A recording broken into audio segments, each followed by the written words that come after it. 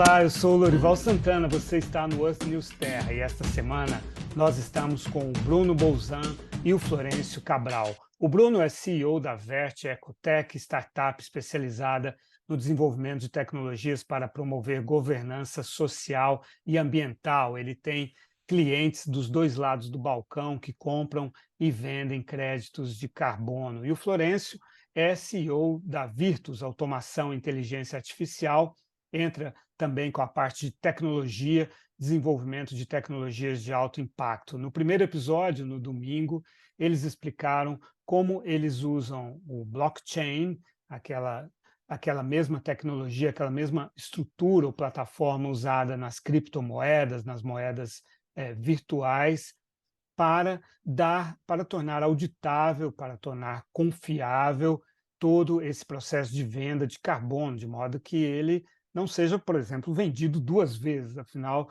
o carbono é sequestrado só uma vez. E essa é uma questão chave para a credibilidade do mercado de carbono, principalmente, claro, para quem compra os créditos.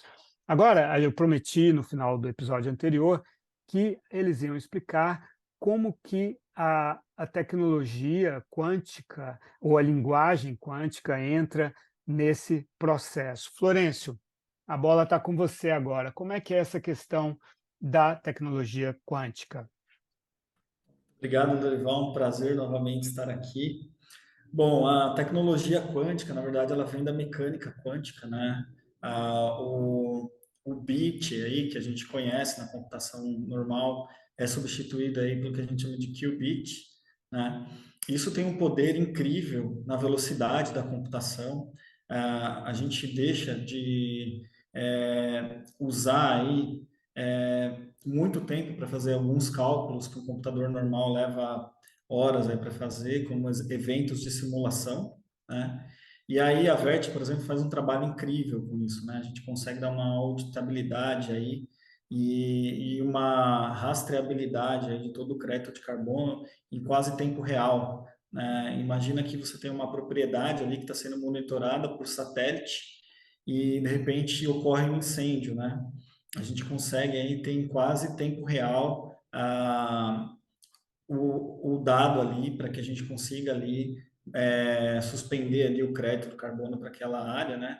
Também o proprietário aí consegue acionar o seguro naquele momento, consegue tomar ações aí mais rápidas, né? E também uma questão muito importante quando a gente analisa deep learning, né? Imagina que dentro de uma área ali de reserva ambiental você tem diversas espécies, né?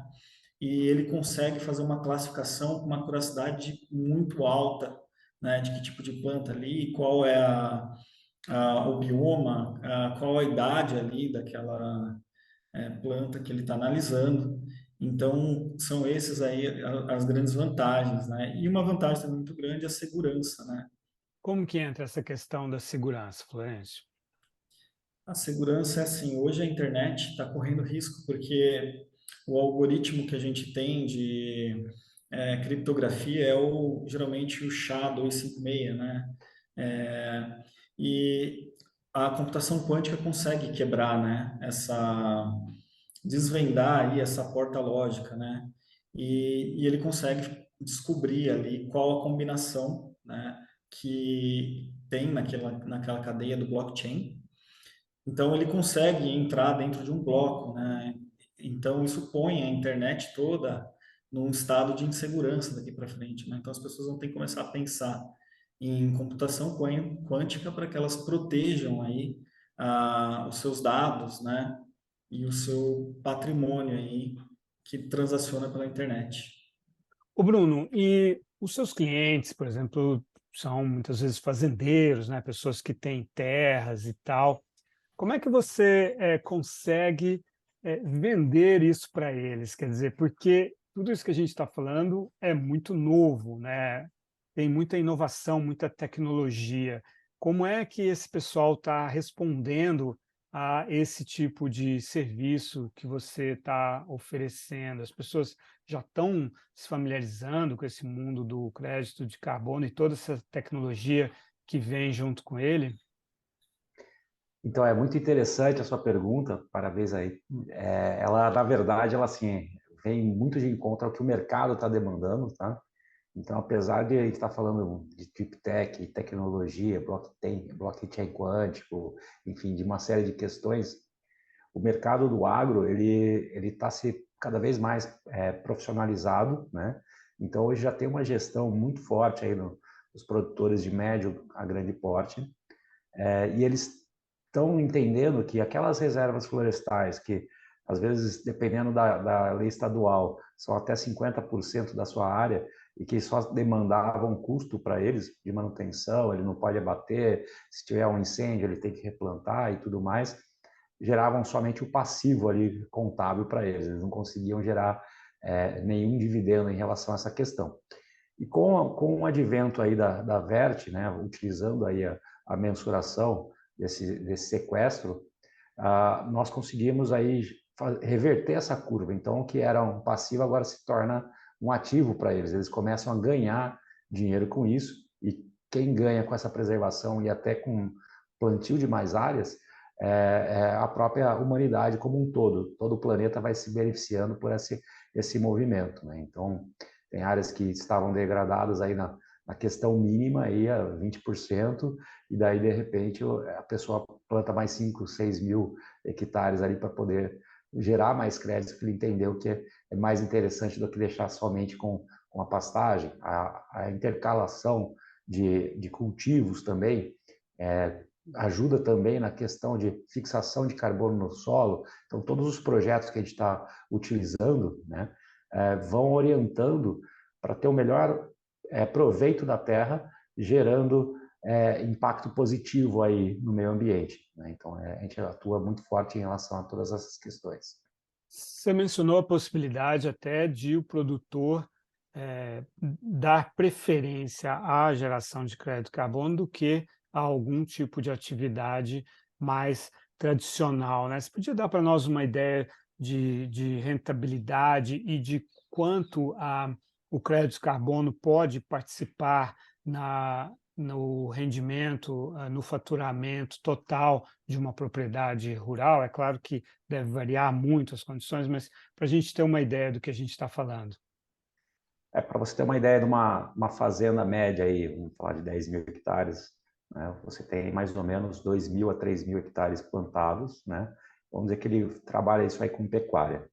A gente consegue aumentar de 17% a 30% aí a rentabilidade dessa fazenda, né? Então, ou seja, ela gera muito mais dinheiro e recursos, porque ela consegue gerar outras fontes de rendas, né? E ela se tornando uma gestão mais sustentável, voltada para o meio ambiente e com benefício que gera para toda a comunidade, porque uma parte do que a gente gera com os créditos retorna para a própria comunidade em benfeitorias, em renda, em trabalho, educação, enfim, a gente devolve uma parte disso para todo mundo. O ganho para toda a comunidade é muito grande e para o meio ambiente também. Então, os produtores estão percebendo que vale a pena ganhar mais dinheiro contribuindo não só para o meio ambiente, mas também como social. Mas, no caso, existe digamos, uma concorrência entre a área dedicada à geração de crédito de carbono e a área dedicada ao plantio ou à criação de animais? Como é que é esse convívio entre essas duas atividades? Então, nossa equipe de engenheiros, na verdade, eles montam um projeto onde você consegue conciliar todos esses cultivos sem perder eficiência na geração de alimentos ou da pecuária, né, com a preservação ambiental. Então, até intercalando, por exemplo, né, você pega uma fazenda que só plantava soja, por exemplo. Então, hoje você pode plantar soja, cortar, fazer a palhada, plantar o milho, faz uma intercalação de cultivos, né? E você consegue ter uma fixação muito maior em relação a isso daí. E daí depois ele que colheu o milho, ele deixa a palhada se transformar em pasto.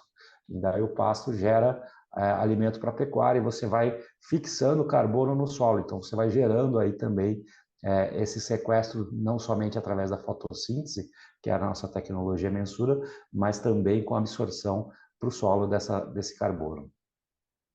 Quer dizer que você considera, então, o sequestro de carbono feito pelas plantas agrícolas, não só pelas florestas?